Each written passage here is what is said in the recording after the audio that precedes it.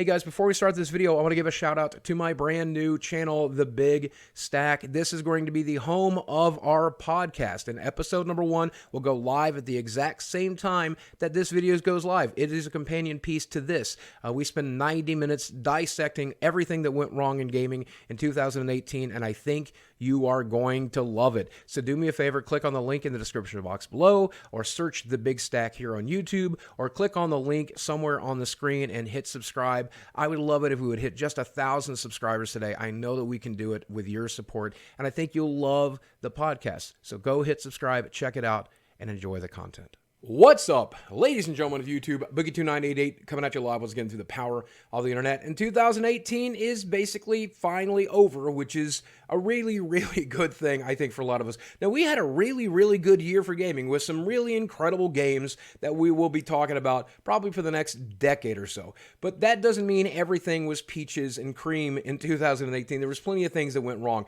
Now, we've already done a best of games list. There's already been a worst of games list, but this is not necessarily about the games. This is about the worst trends and the worst moments in gaming in 2018, and I hope you enjoy the list. Are there any? The current plan is to be on mobile, both Android and iOS. We don't have any plans at the moment to do PC.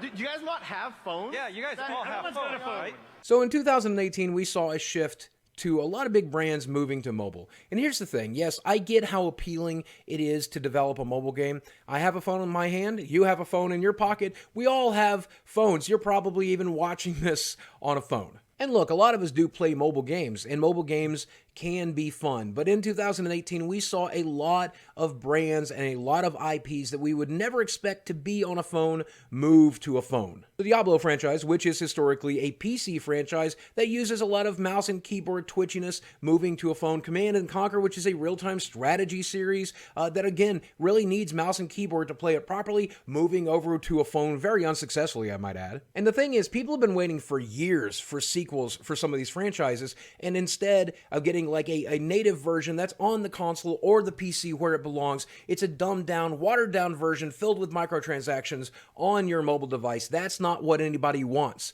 People are interested in innovation in the mobile field. We are looking for something new and interesting, but creating a watered down, dumbed down version filled with microtransactions of beloved IPs, that's not how this should be done. Absolutely not. Some free advice for those of you who are working on Elder Scrolls Blades or Command & Conquer or Diablo: make these companion apps. Have them launch at the same time as a full-fledged, fully detailed PC or console version of the game. Give people the choice. Do you want to play it on mobile, or do you want to play the full-fledged version on the PC? Make something for both markets at the same time, and we won't complain because we'll have the game we want, and we might even check out the mobile version at the same time.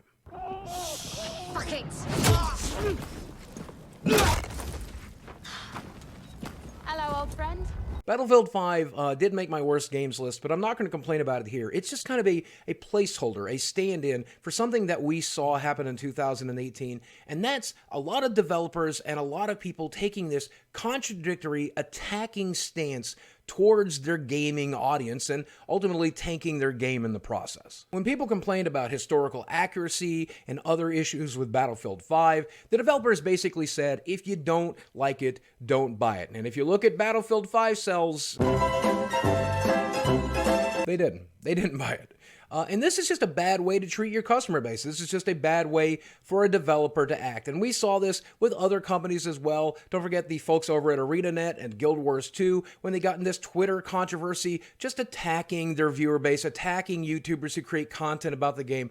What is the point of that? It just doesn't seem to be a smart decision. As interconnected, and yes, as toxic as the world has become, when you say something stupid on Twitter, when you attack a customer, when you attack somebody in the middle of an interview, this stuff is going to be heard, and it's going to cost your company, your game, tens of millions of dollars, okay? And I don't mind it happening to EA because EA deserves that quite a bit. But what happens when somebody on a team developing a really good game says something stupid? I hope that there are PR companies that are making millions of dollars right now training developers and training people who represent these companies companies when to say, what to say, and how to say it, because I'm really tired of seeing good games get derailed by stupid comments made on the sly. One tweet should not be able to destroy an entire gaming franchise, yet that's the world we live in now, so you gotta be careful. Have over 40,000 lines of recorded dialogue. All new rendering technology. 2018 saw the fall of one of the most beloved companies in the entire industry, and it's probably been a long time coming, but all of that goodwill and all of that love that people had felt towards that company finally turned sour in 2018 with Fallout 76. For a lot of people, Fallout 4 had already lost its way because it lost a lot of what made the Fallout series and franchise very, very good. I still loved it quite a bit, but Fallout 76 took the worst parts of that game and made it into an online service that cost $60 with $10, $20, $30 microtransactions built in. But this entire process basically drew a lot of negative attention to Bethesda's culture of ship it when we're ready to ship it. It doesn't matter if it's done. It doesn't matter if it's buggy. They can fix it with mods. They can fix it with patches. Just basically using the same old engine with the same old bugs and the same old issues time and time again. And people finally just got sick of it, especially because it was in an online game that they would punish you if you tried to mod.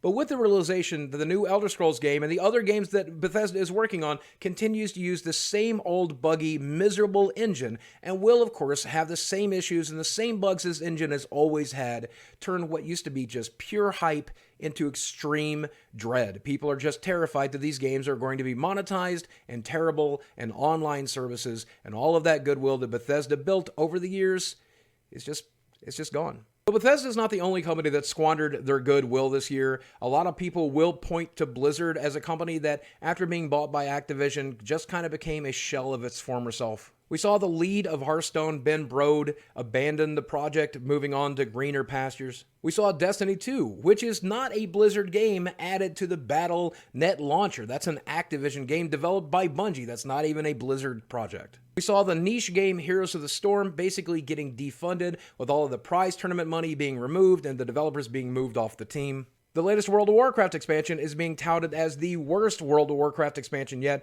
Battle for Azeroth may have very well killed that game. And as for Overwatch, yeah, you can get free Overwatch loot boxes inside a box of Pop-Tarts now. And as for the beloved Diablo franchise, you guys do have phones, right? In 2018, something kind of good came of something bad.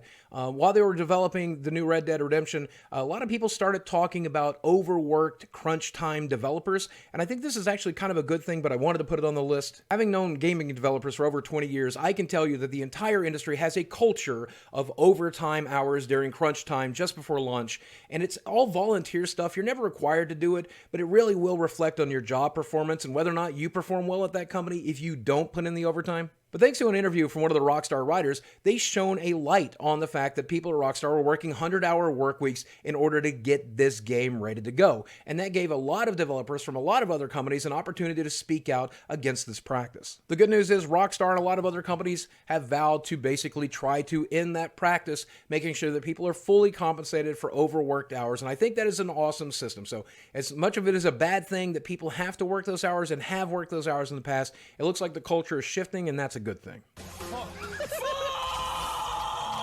2018 saw the rise of Fortnite, and I know that is going to be enough for some of you to make the list, but it goes much deeper than that. Fortnite has made a lot of greedy developers of $60 titles, existing franchises, decide they want to cash in on the whole Battle Royale thing. The difference is, Fortnite is free. Those games often cost $60 with microtransactions and season passes and Lord knows what else, and they want to put a Battle Royale mode in their game as well. That's not how this should work. But the Battle Pass system worked really, really well for Fortnite. A lot of people who downloaded the game for free decided to chip in a little bit of money and buy the Battle Pass for each season. So, of course, a lot of developers who develop $60 titles also want some of that subscription money for their online versions of their games. PUBG got in on it, Rocket League got in on it, and those are paid games, but at least they are budget titles. Call of Duty Black Ops 4 decided to abandon the loot box system in exchange for something like more of a Battle Pass system, and though it's a little bit different from the Fortnite system, it's still pretty much the same thing in spirit, and that is a $60 game with a season pass, with microtransactions, and a lot of other stuff built right in. And I suspect in 2019, you're going to see a huge number of companies who've had to abandon the loot box model, move to a battle pass system. And again, if you discount your game, if the game is free to play, I'm okay with it. But if you're charging $60 plus a season pass, plus DLC, plus microtransactions, and a battle pass system on top of it, it is just more than any of us could ever be expected to spend. And then finally, I want to talk about some companies that closed their doors this year. Some really great companies that made some really great games.